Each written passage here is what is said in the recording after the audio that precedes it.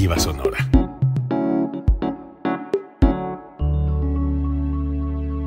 Código Libre.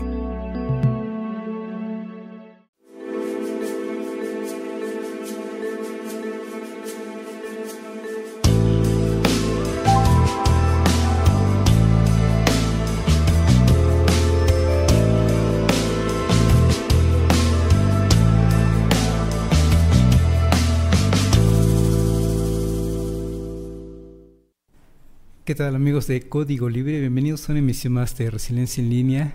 Gracias por acompañarnos. Estuvimos ausentes un par de semanas. Edith no lo sabe. Edith Barragán es nuestra invitada de hoy. Edith, ¿cómo estás? Qué alegría verte, Carlos. Qué alegría estar con todos ustedes hoy.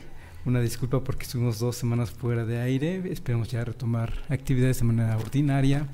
Y hoy qué mejor momento, qué mejor ocasión de pasarla con Edith. Además con un tema bastante tumbado. Así es, ¿no? Y polémico, además. Polémico. Yo la verdad es que me rebasa este asunto, así que todo lo voy a dejar a ti para que yo aprenda de ti. Van a salir algunos prejuicios quizá, sobre todo míos, o venga, únicamente míos. Es un género que, te soy honesto, desde un principio no escucho, no sigo, pero vamos a hablar de él, vamos a hablar de ello. Nos lo propones, Edith, y también antes, como es costumbre contigo, estar llamando a las medidas de higiene, a las medidas de sanas distancias y además con estos calores que estamos pasando. Exacto, fíjate, primero que nada, qué alegría verte, qué alegría estar aquí en Código Libre. Sí, de repente el trabajo se nos junta y tuvimos por ahí una carga de trabajo extra que nos llevó fuera de la ciudad y eso impidió que participara de manera regular y bueno que ahora ya podemos otra vez volver a retomar nuestras charlas. Y yo creo que todos en cualquier parte de la República Mexicana, incluso en otros países, hemos sentido estas fuertísimas olas de calor que nos tienen a todos como muy desquiciados, nos tienen a todos muy de malas. A mí particularmente el calor me pone muy de malas y eso hace que seamos más cuidadosos, ¿no? En nuestra higiene a la hora de manipular alimentos, nuestra higiene corporal, por supuesto, y el asunto de usar bloqueador o protector solar, sombrero, ropa fresca. Y este cuidado especial para los chiquitos y para los adultos mayores por el peligro de la deshidratación. Hay que estar tomando líquidos todo el tiempo. Sí. En la medida de lo posible. Uno quisiera beber desde temprano cosas, ¿verdad? Pero pues hay que trabajar y entonces pues el agüita fresca que podemos preparar en casa para no llenarnos de azúcares innecesarios con los refrescos, que también de vez en cuando nos caen bien, sin exagerar, ¿no? Sin abusar. Sí, podemos tener un cilindro de agua cercano, un vaso de agua. Si no tenemos un cilindro, un vaso de agua basta. Un vaso de agua. Y cada vez que te levantas por algo, te llevas tu vasito, te lo llenas nuevamente y va para adentro. Sí, no, se vuelve muy importante. Y bueno, habría que también que pensar que ojalá ya la temporada de lluvias viniera en forma y eso también habría que llevarnos a pensar en el estado de nuestras calles, banquetas, por donde corre el agua, ser cuidadosos en términos de tener coladeras limpias, porque luego, pues si tiramos la basura, vamos a tener ahí problemas muy serios. Edith, y elegiste un tema, dices, polémico.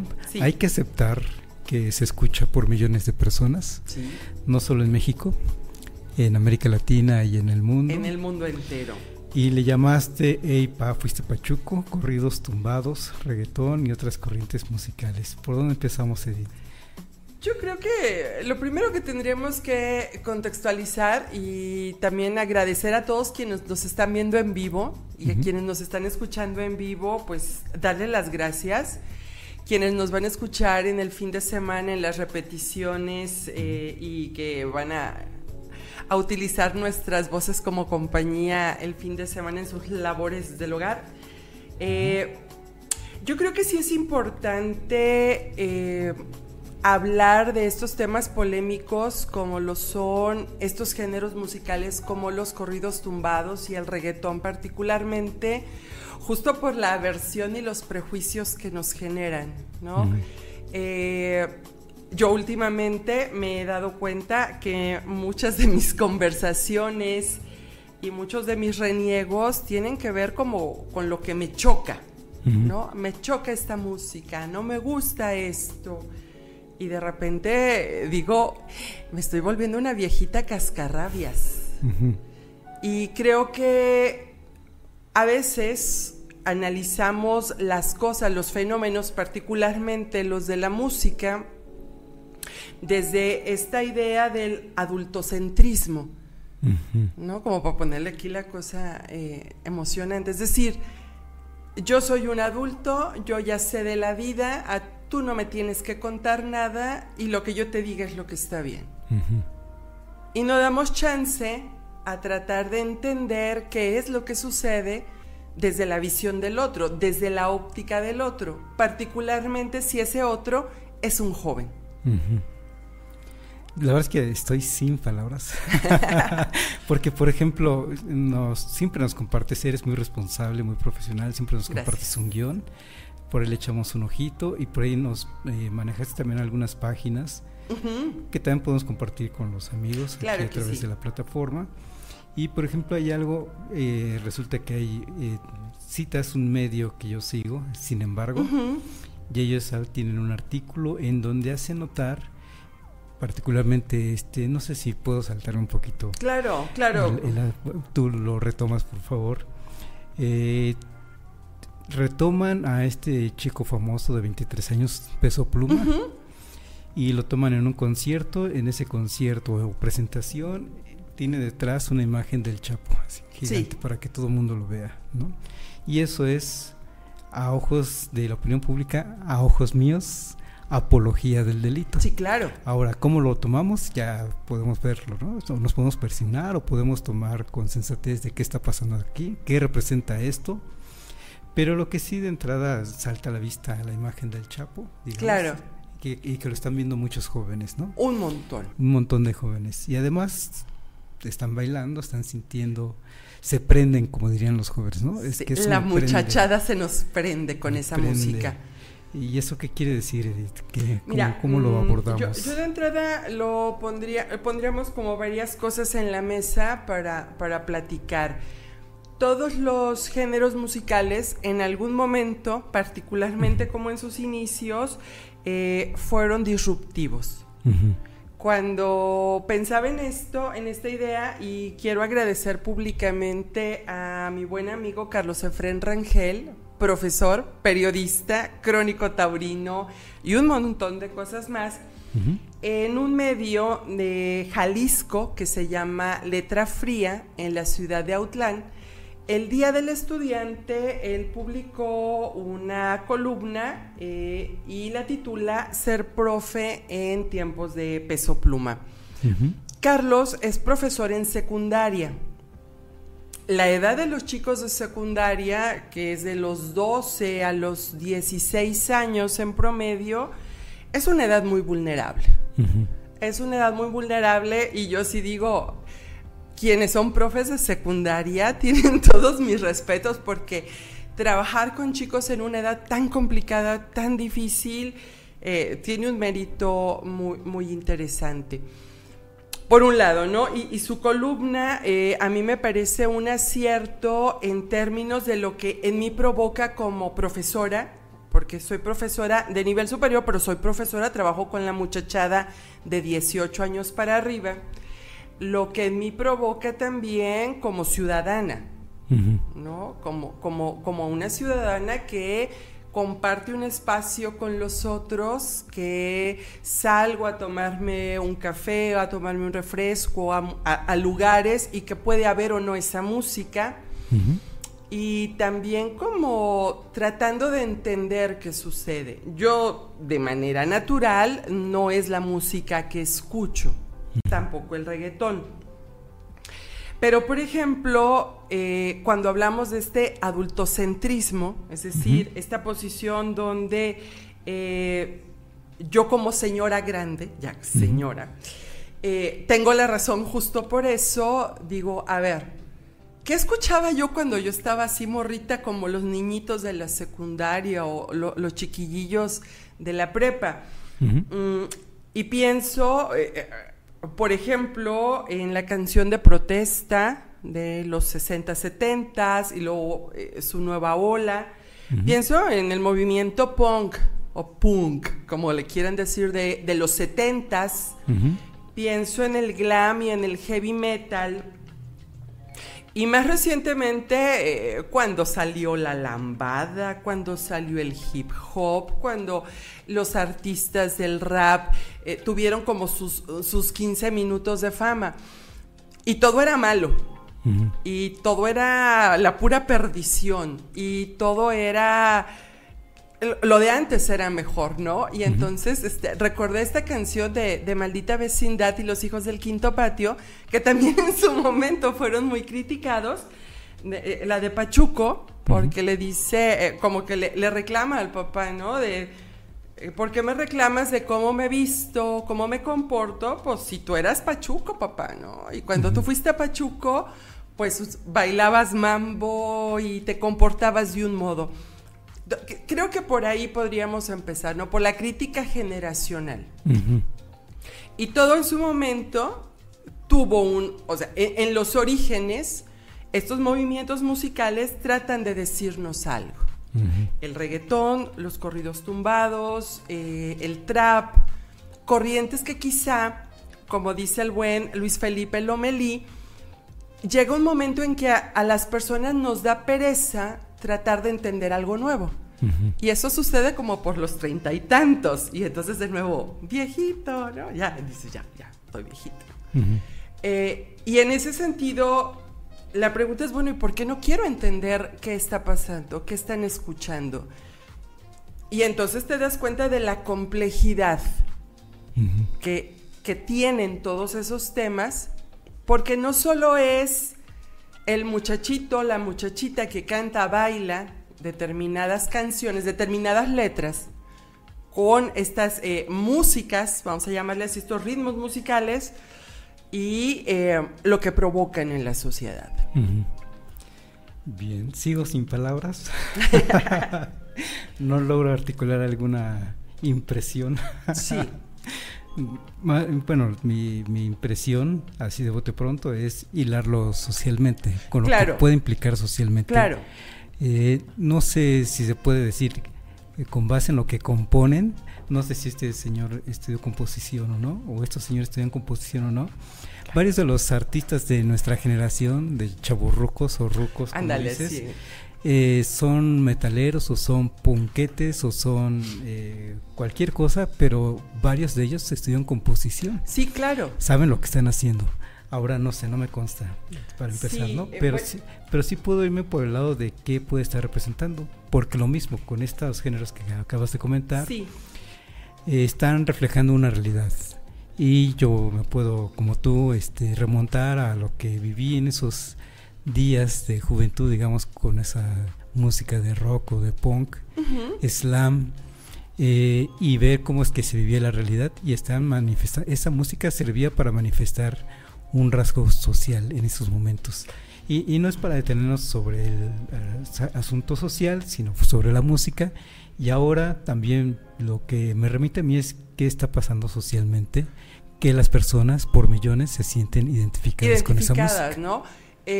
A ver, entonces aquí podemos armar como dos líneas. Una, el asunto de la música por sí misma, y yo tengo por ahí algunas precisiones que me gustaría presentar, y el otra, el asunto de las letras, ¿no? Porque, y luego lo que provocan las dos juntas. Mira, por ejemplo, dice, siguiendo a Carlos Efrén, dice que los corridos bélicos o tumbados son una mezcla de varios géneros: norteño, banda sinaloense, hip hop, reggaetón, trap, rap. Y dice que estas expresiones musicales tienen algo en común, nacieron en barrios marginales, en zonas pobres, como el blues y como el jazz, ¿no? Los 30s. Y que fueron arropados por las culturas populares en determinado momento, reflejando lo que viven estas comunidades.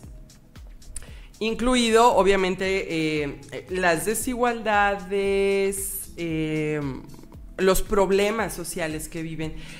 Por ejemplo, cuando el reggaetón se vuelve como muy famoso a nivel mundial, que es como la otra corriente musical que luego criticamos, el reggaetón surge en los 90s en el Caribe y es Puerto Rico el país que lo va a, como que de ahí sale, ¿no? Esa es la mera mata. Y en el 2000, fíjate, en el 2000, estamos hablando de hace 23 años, muchos de los chiquillos que ahora escuchan esta música ni siquiera habían nacido y nosotros pues éramos unos polluelos todavía. En el 2000 va a tener esta primera gran oleada y luego entre el 2010 y el 2015 por ahí es cuando el reggaetón se vuelve no solo importante en Puerto Rico, sino en todo el Caribe, y Colombia va a ser el otro país que nos dé todos estos artistas, todo el Caribe, todos estos artistas como Chino y Nacho, el Nicky Jam, Daddy Yankee, Maluma Baby, todos ellos, ¿no? Y esa es como la segunda gran ola del reggaetón, y entonces comienza también a haber una transformación de sus letras. Y como muchos grupos pop o artistas pop que consideramos como de esa corriente musical, quieren cantar con ellos, quieren sumarse como a esto que le está gustando a un sector que ellos no llegaban. Y ese mismo fenómeno de, a ver, yo artista pop o de un género musical que no es el tuyo, me junto contigo porque le quiero llegar a otro público. Esto también está pasando con los corridos tumbados. Es decir, el artista que canta corridos como Peso Pluma o como Natanael Cano y otro montón de personas que yo luego no ubico, cantan con artistas pop o con artistas de reggaetón, y entonces las líneas musicales se van volviendo muy delgaditas, y creo que hay dos ejemplos muy claros, ¿no? Como Peso Pluma fue todo un éxito en Coachella, que es uno de los festivales indies de música más famosos en el mundo. Y el otro es que lo invita señor que se llama Jimmy Fallon, que es uno de los shows de noche, de estos late night shows en Estados Unidos, que lo ve miles y miles y miles de personas, no solo en Estados Unidos, sino en todo el mundo. Y entonces de repente dices, están pasando cosas, ¿no? En términos musicales, en términos de la escena musical están pasando cosas, ¿no? Que este tipo de música se escuche a nivel mundial, que tenga millones de reproducciones en plataformas digitales, habla de que algo sucede ahí. Bueno, a ver, déjame tratar de ordenar mis ideas conforme a lo que estamos platicando. Porque aquí agregaste un elemento más, que es el de los medios masivos, digamos. Por supuesto. Los grandes monstruos que tienen la capacidad, la fuerza tecnológica, económica, que puede ser como un programa como el que dices, o puede ser un festival como el Coachella, o pueden ser las disqueras, o puede ser ahora Spotify, digamos, como gran plataforma, que se dan cuenta de que existe un fenómeno y lo atraen, porque a fin de cuentas para ellos son beneficios económicos. Sí, ¿no? por supuesto. Vamos a traer al más popular, y el más popular resulta que es un chico de corte extraño llamado Peso Pluma. Sí. Y jala gente, pues tráetelo para el programa, ¿no? Y eso va a jalar gente. Estamos buscando audiencias, o estamos buscando a fin de cuentas ventas, a fin de cuentas. No soy sociólogo, ni mucho menos, pero por lo que veo, las redes sociales vienen acompañadas de estos fenómenos. Uh-huh. Y quiero entender que es porque a la gente nos gusta vernos, nos gustan las selfies, desde ese principio de que nos gustan las selfies porque nos gusta vernos y ponerlo en nuestro perfil de WhatsApp o nuestro perfil de Facebook o ahora en estos perfiles de lo que queramos. Sí. Nos gusta vernos y nos gusta ver al vecino y nos gusta ver a los amigos ahí trepados, ¿no? Y nos jala la vista cuando en la televisión de cadena nacional vemos que lo que están pasando es un TikTok de alguien. Uh-huh. Y eso jala porque a lo que voy es que a la gente les gusta ver lo ordinario, lo común, porque es como que su ámbito inmediato, digamos, ¿no? Uh-huh. Una cosa es sí ver al artista ya consolidado, ya bien producido, digamos, uh-huh, con toda su forma de vestir, con su gran orquesta, en fin. Y otra cosa es ver a una persona común y corriente cantando, y además siento que ese es parte del éxito en México, de que por qué son tan exitosos estos corridos o esta música de banda que a mis oídos no entra, sí. Por más que trato no entra. Es porque suena ordinaria, como puede estar cantando una persona en una fiesta de 15 años. Claro. Y ahí fíjate que también derribamos otro mito, o se derriba otro mito, ¿no? Es decir, lo que tú y yo en algún momento entendimos como un artista encumbrado, famoso, uh-huh, ese concepto ya cambió. Uh-huh. Ese concepto ya cambió porque antes necesitabas el reconocimiento de una disquera, necesitabas salir siempre en domingo, el día domingo, o que determinadas revistas te publicaran, ¿no? Uh-huh. Y ahora, con los medios digitales, particularmente con las redes sociales, estos fenómenos ya cambian la dinámica, es decir, se democratiza el quien puede accesar a ser una estrella, uh-huh, entre comillas, porque de todos modos al final siempre va a haber intereses económicos atrás. Uh-huh. Entonces, el hecho de que salga una persona cantando determinadas canciones y que su voz no sea la mejor, que su imagen física no sea la más agraciada, porque hay que reconocerlo, ni Natanael Cano ni Peso Pluma son tipos guapos, no lo son, uh-huh, en los cánones de lo que entendemos como un hombre guapo, pero sí reflejan muchas cuestiones aspiracionales en términos de lo que carecemos. Uh-huh. Y hay algo que es muy interesante. Quienes últimamente cantan regional mexicano, uh-huh, ya para no decir corridos tumbados, regional mexicano, ya no son chicos o chicas que salen vestidos de charros, vaqueros, con botas, con sombrero, con enaguas y rebozos. Uh-huh. Son personas que salen con tenis muy caros, uh-huh, con gorras de marcas muy caras, luciendo playeras, pantalones, ropa muy cara, uh-huh, joyería estrafalaria, y que de repente dice el joven, la chica, yo quiero unos tenis de esos. Uh-huh. Yo quiero unas playeras como las de él. Yo quiero verme como esa chica, porque hay una estética, hay unas ciertas estéticas que la misma música está proponiendo, tanto el regional mexicano tumbado como el reggaetón. Uh-huh. Hay unas estéticas en términos de la vestimenta que usan quienes cantan estas músicas.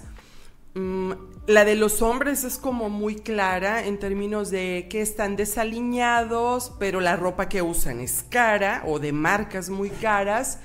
Y en el caso de las chicas, pues son mujeres verdaderamente bellas. Uh-huh. Verdaderamente bellas, bien producidas, guapísimas en sus ropas, en sus vestidos, pero aparte con unos cuerpos esculturales que la naturaleza por sí sola luego a veces no provee. Uh-huh. A veces sí, pero muchas de las veces no. Y en esas estéticas se vuelve algo aspiracional. O sea, yo me quiero ver como esa chica, yo me quiero ver como ese chico. Porque luego la otra parte es que esa estética del hombre y de la mujer en estos géneros musicales viene acompañado de autos de lujo, camionetas de lujo, normalmente o están en fiestas como muy pródigas en alimentos, bebidas y otras sustancias, que luego aquí es donde comenzamos a poner este asunto de la apología del delito y de la violencia, y en muchos de los casos la presencia de droga, porque aparecen. Yo, para tratar de entender esto, claro que vi algunos videos, y el hecho de que alguien ponga una bebida alcohólica, la que quieras, ya desde hace mucho tiempo estamos como familiarizados con ello, ¿no? Pero el hecho de que en el video musical pongan una bolsa con marihuana, o que pongan charolas con otras sustancias, así, te lo ponen como va, ¿no?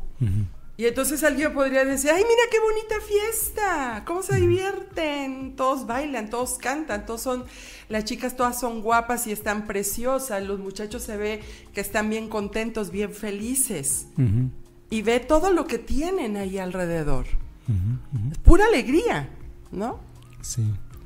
Bueno, recientemente, en la semana pasada, habrás visto que fue noticia una regidora que hizo su fiesta para su hijo con temática de narcos, ¿no? Con pistolas de juguete, pero a fin de cuentas como si fueran rifles de alto poder o pistolas con supuestas cachas de oro.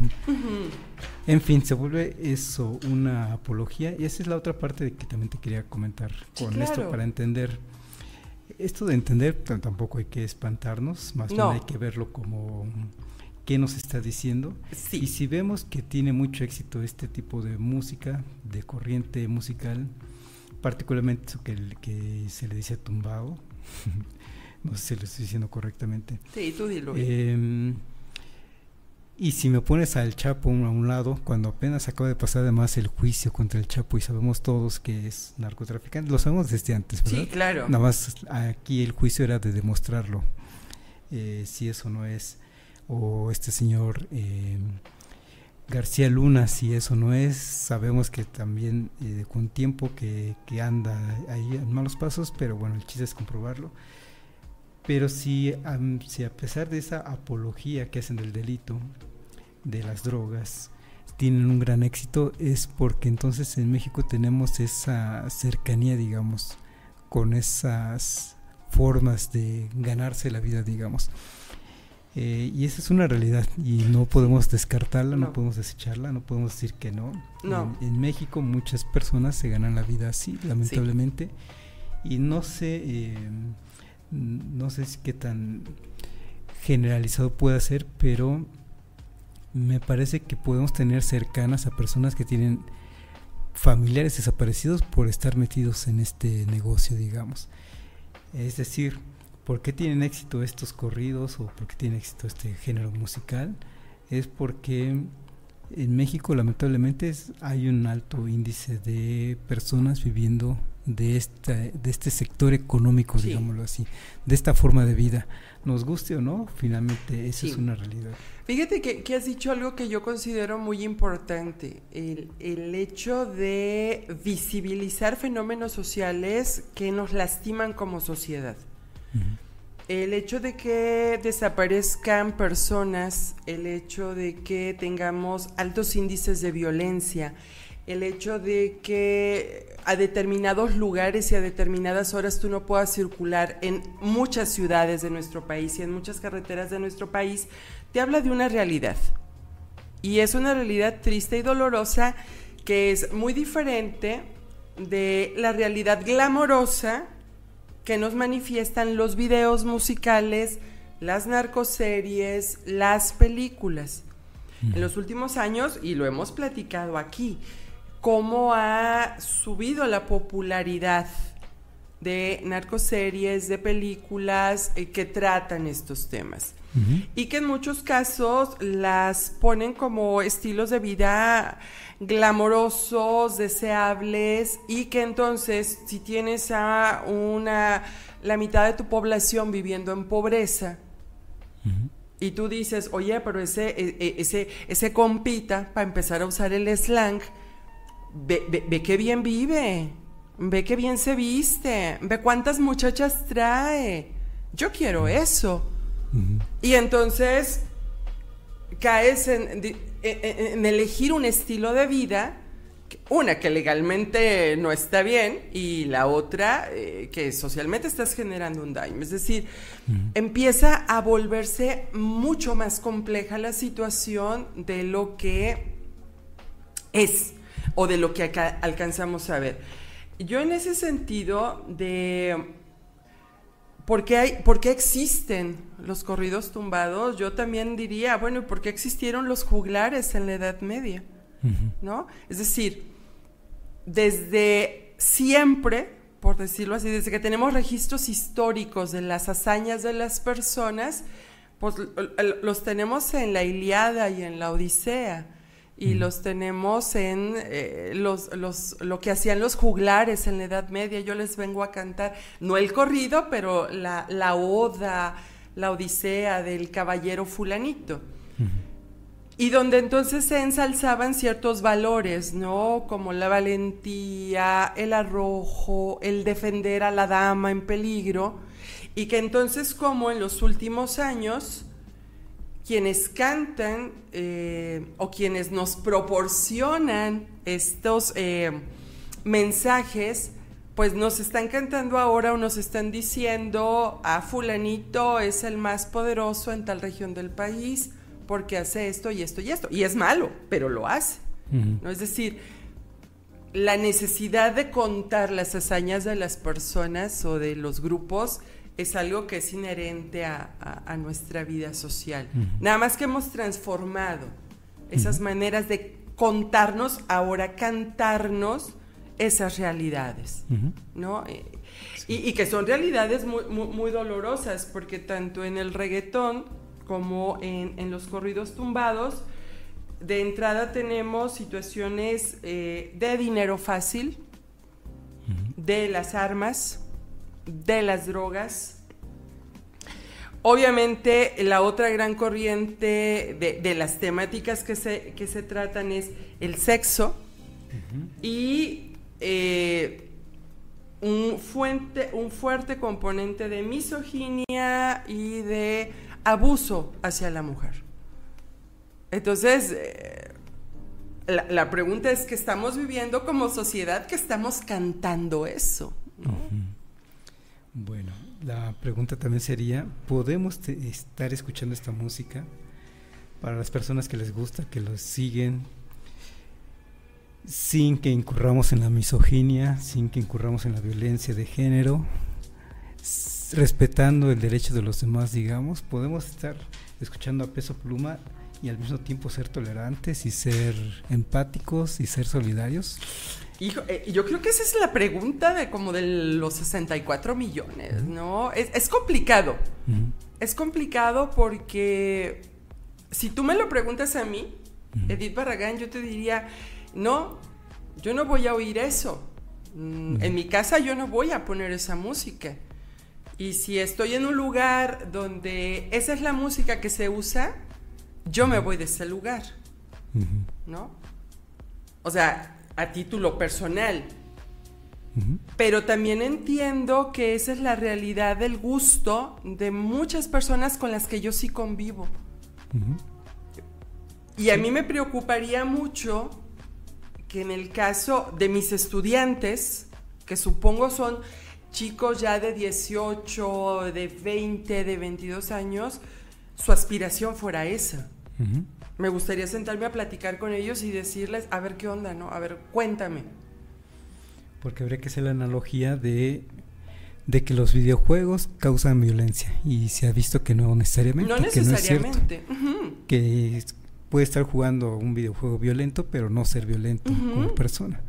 no sé si es un asunto de fantasía. Entonces aquí igual la música de la que estamos platicando, no sé si también sea un asunto de fantasía, pero que puede ser una persona muy empática con los demás. Claro. Digamos.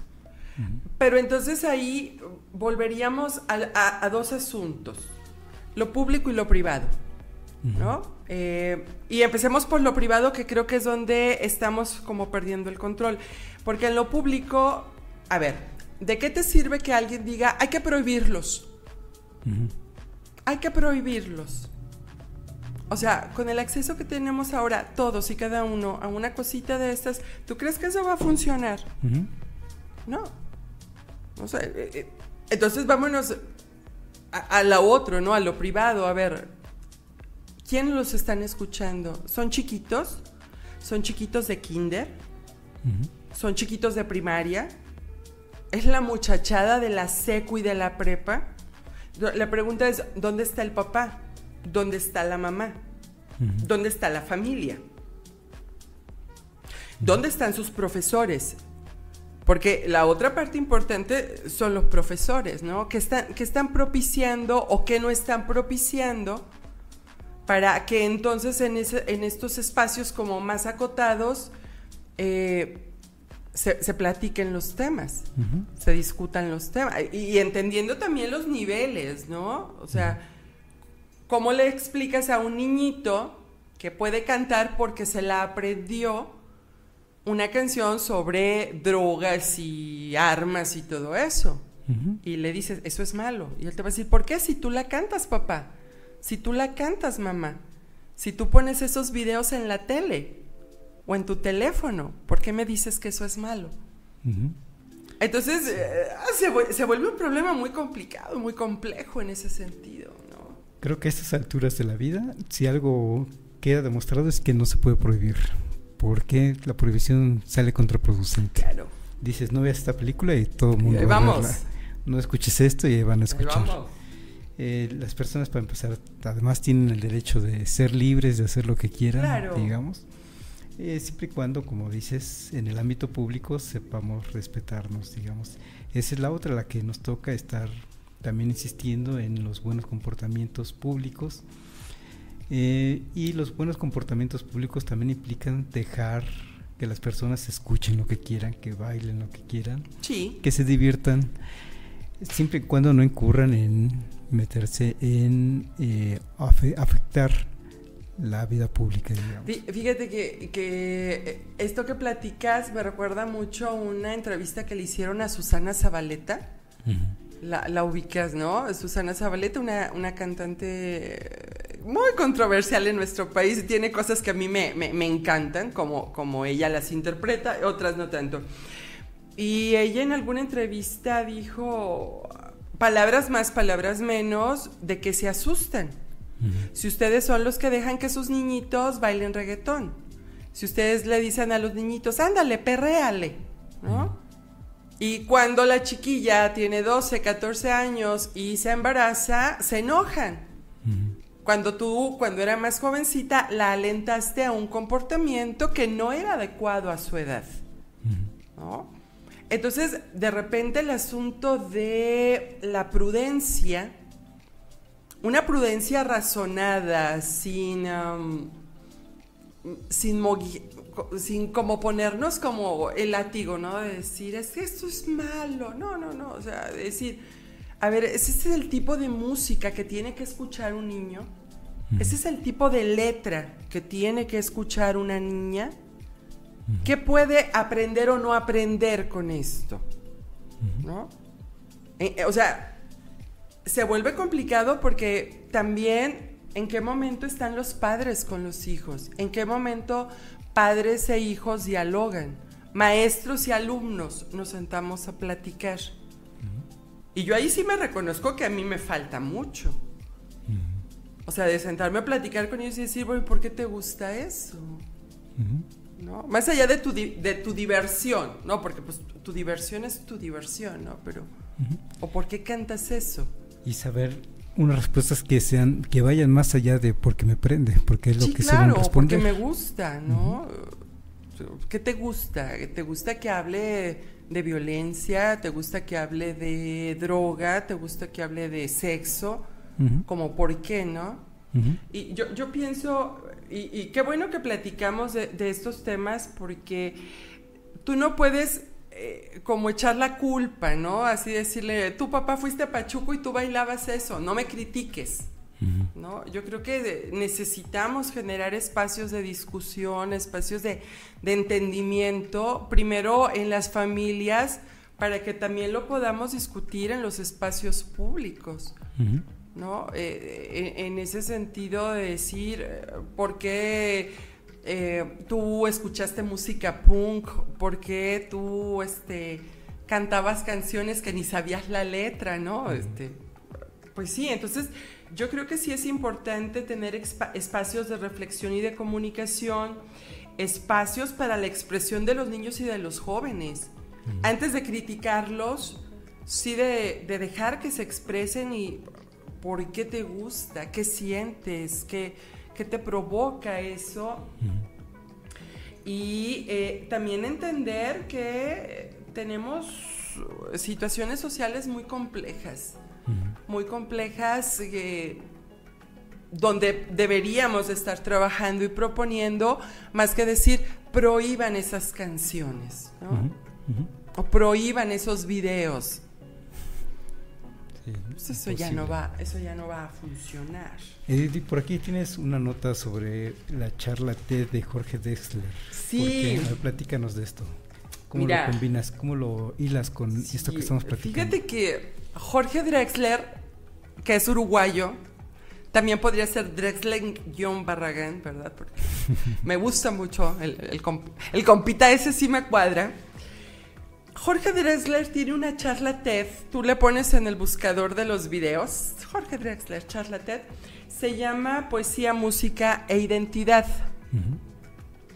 Y él lo que hace, a partir de una pregunta, un comentario que le hace Joaquín Sabina, comienza como a reflexionar en términos de las músicas. Y ese es el otro gran tema que quería platicar contigo y con todos nuestros amigos. De repente decimos, esa música no es mexicana, esa música sí es mexicana, eso no me representa, eso sí. Y entonces Drexler en 15 minutos te explica cómo todo lo que hemos oído ya se oía hace 500 años. Cómo la gente al viajar, la gente al moverse, al migrar, se lleva sus músicas. Y estas músicas se comparten y evolucionan y luego se convierten en nuestras músicas. Como el sotavento y el son veracruzano tiene mucho que ver con la música judía y con la música gitana. Como cosas que decimos, esto es muy argentino, como las milongas y el tango. Bueno, pues resulta que tiene sus orígenes en otros espacios con otras personas. Y en ese sentido, yo les voy a proponer un experimento. Es un experimento. Esta es una cosa de la ciencia, y a mí la ciencia sabes que me gusta mucho. De paso, déjame decirte que se lo puedes encargar a Portraits. A mi amigo Gerardo Reyes. A mi amigo Gerardo Reyes hasta Tamaulipas le mandamos un abrazo bien Javier grande. García, que también te manda saludos. Sí, cómo no, yo a mi amigo Gerardo le quiero mucho y le valoro. Hace unos trabajos de fotografía hermosísimos, me debe unas fotos por ahí, pero luego me las va a mandar. Pongan en su buscador de videos música balcánica de gitanos, por ejemplo. O pones a un señor que se llama Goran Bregovic o Gregovich, no sé, le habría que preguntarle a la amiga Lucie, que hoy es su cumpleaños y que le mandamos un abrazo muy grande, ella que es de aquellas regiones del mundo. Si tú escuchas esa música y escuchas corridos tumbados sin letra, la música, el fondo musical es muy parecido. De hecho, la banda sinaloense, la banda de viento sinaloense, es muy parecida a la música balcánica, a la música de los gitanos, a la música de los gitanos latinos que luego emigraron para acá. O sea, musicalmente escuchas los instrumentos de viento, las tubas, los clarinetes, las trompetas, los ritmos son muy parecidos, son muy similares. Entonces quizá la letra, los compitas que viven allá en las Europas no las entiendan, pero dicen, es que esta música se parece a la mía. Este ritmo hace que yo me ponga alegre, que me den ganas de bailar. No sé qué digan, pero me gusta esa música. De los Balcanes. Sí, la música balcánica tiene muchas semejanzas con la música de banda mexicana. Y por eso me gusta mucho cómo lo pone Carlos. Dice, es la mezcla de varios géneros. Es decir, la banda sinaloense, el norteño, el sonido del acordeón, y que pues, los acordeones son alemanes, ¿no? Y que la música popular alemana de ciertas regiones de Bavaria también se parece mucho, o en algunas partes, a nuestra música norteña. Como el blues y el jazz evolucionó al rock, ¿no? Como el reggaetón en sus principios, en los 90, se parecía mucho al reggae. Por eso se llama reggaetón, ¿no? Porque es una evolución del reggae que luego mezclado con otro tipo de bases, de tambores, pues también todo lo que lleva bases rítmicas de tambores es mucho como estos ritmos africanos y estos ritmos caribeños que luego tienen similitudes. Y esa charla TED de Jorge Drexler, creo que en ese sentido haría que nuestra crítica fuera menos incisiva, menos como odio esa música, porque en términos de música, de la composición musical, sí tenemos muchas similitudes. Quizá en las letras no lo que estamos cantando, pero lo que estamos escuchando de fondo, sí. Bien. Entonces queda la recomendación de escuchar música balcánica. Sí, de veras, háganlo porque van a entender otras cosas, y creo que esa charla de Jorge Drexler, aparte de escucharlo, porque las cosas que él compone, hay unas que me parecen maravillosísimas, y pues escuchar a Drexler, ¿no? Digo, si ya vamos a recomendar a todos nuestros compitas, pues yo les diría, si lleguenle a otro tipo, experimenten con otro tipo de música. Y a propósito del título de esa charla, llamada Poesía, Música e Identidad, la música que estamos comentando hoy tiene que ver con un sentido de identidad. Sí. Y la identidad la podemos entender de diferentes maneras. Una de ellas,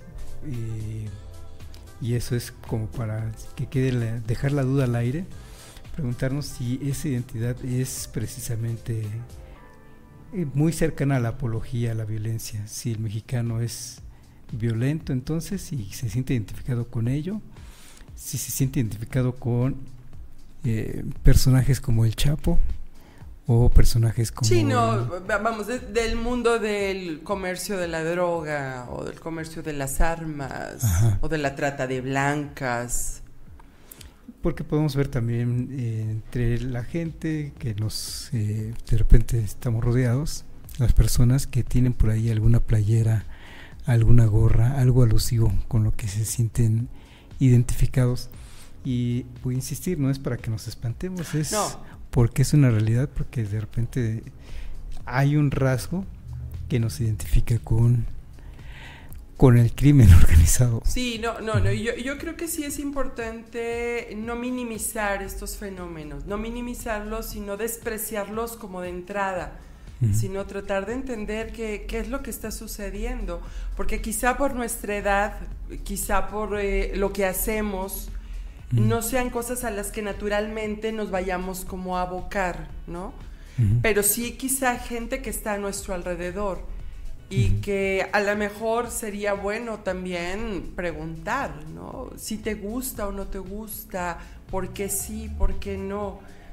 Creo que en ese sentido también necesitamos empatizar desde otros lados, ¿no? O desde otros caminos, porque quizá, en mi caso, sería una empatía forzada, porque no es algo que me gusta, pero lo quiero tratar de entender.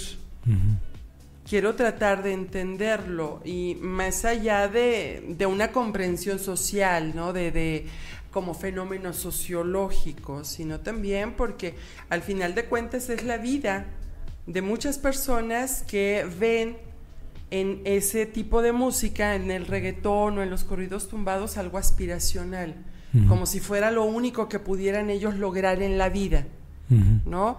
Tener dinero, tener drogas, tener una vida como de excesos, como si fuera lo único que hay en el mundo, ¿no? Cuando podrían elegir otros caminos, y cuando podríamos también proponer otras formas de vida y de convivencia. Bien. Edith, pues es un tema complejo. Muy complejo. Es un tema que bueno que te animaste a platicarlo, a abordarlo. Nos quedan 7 minutos, no sé si quieres ir cerrando con algo en particular que se nos haya estado escapando. Pues bueno, yo creo que de entrada, danos la oportunidad primero de acercarnos a quienes están a nuestro alrededor y tratar de entender si es que son sus gustos musicales, por qué son sus gustos. La otra es, quitémonos un poco los prejuicios en términos de escuchar la música sin ponerle tanta atención a la letra, para tratar de entender por qué esa música es importante para el cuerpo, ¿no? Antes de caminar, como decían, bailábamos, ¿no? Bailábamos alrededor de las hogueras, y bailar es una cosa como muy natural del hombre, el hombre y la mujer en los grupos sociales. Y la otra, el otro asunto que no podemos dejar de lado son las letras. O sea, las letras, ¿qué están comunicando? ¿Qué están diciendo? Bueno. Y bueno, en ese sentido, hay 2 películas, y las 2 son viejitas, y creo que vienen bien en el sentido del asunto de cómo la prohibición no es el camino. Una que me gusta mucho, en mi casa somos muy fans de ese tipo de cine, es El Demoledor. Es una película muy vieja, es de los 90s, es con Sylvester Stallone y Wesley Snipes. Ellos viven en un mundo como actual y son muy violentos. Por alguna razón los criocongelan y los despiertan muchos años después, cuando hay una sociedad pacífica, ordenada, incluso donde te dicen que comer sal es malo, que decir malas palabras es malo, usar un lenguaje vulgar eso es.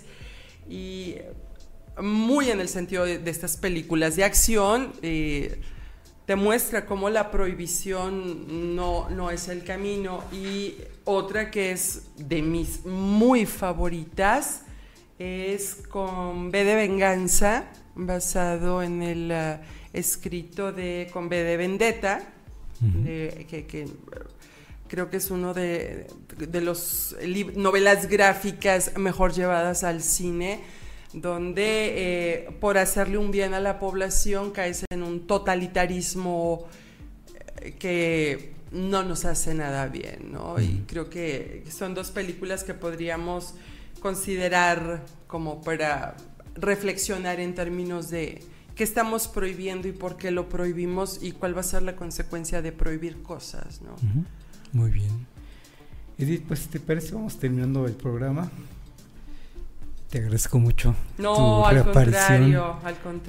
Un gusto volver al programa. Ojalá que nuestras obligaciones de trabajo nos permitan venir más seguido. Teníamos tiempo sin vernos. Sí. Bienvenida de vuelta. No, muchas gracias, y para mí siempre es un gusto venir y platicar contigo, platicar con todos nuestros amigos, a quienes se conectan, nos mandan saludos, nos escuchan, nos ven en vivo y en otros tiempos, porque creo que desde el ser ciudadanos tú y yo, desde vivir nuestra cotidianidad, podemos encontrar caminos para, pues eso, que nuestra vida cotidiana sea mejor, ¿no? Los entornos donde estamos, nuestras familias, nuestros amigos, nuestros trabajos, entendernos mejor, estar más contentos a pesar de las muchas circunstancias y del calor y de que no llueve, ¿no? Entonces, bueno, de eso se trata, de como dice el título de nuestro programa, pues tratar de ser resilientes y encontrar caminos como por dónde construir. Muy bien, Edith. Pues gracias por habernos acompañado. Un gusto. Amigos, gracias por habernos acompañado en Resiliencia en Línea a través de Código Libre. Gracias a Felipe, a Gerardo, a Jaime, que siempre están ahí atentos para que estas cosas salgan bien. Para que todo esto salga bien, claro que sí. Y nos vemos la próxima.